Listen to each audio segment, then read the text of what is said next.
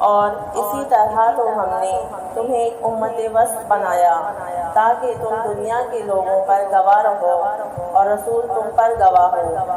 پہلے جس طرف تم رخ کرتے تھے اس کو تو ہم نے صرف یہ دیکھنے کے لیے مقرر کیا تھا کہ کون رسول کی پیروی کرتا ہے اور کون الٹا پھر جاتا ہے۔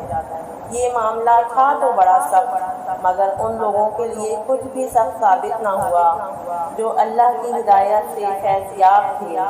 اللہ تمہارے اس ایمان کو ہرگز ضائع نہ کرے گا۔ یقین جانو کہ وہ لوگوں کے حق میں نہایت شفیق و رحیم ہے۔ یہ تمہارے منہ کا بار بار آسمان کی طرف اٹھنا ہم دیکھ رہے ہیں۔ لو ہم اسی قبلے کی طرف تمہیں پھیرے دیتے ہیں جسے تم پسند کرتے ہو۔ اب مسجد حرام کی طرف رخ پھیر دو۔ اب جہاں کہیں تم ہو اسی طرف منہ کر کے نماز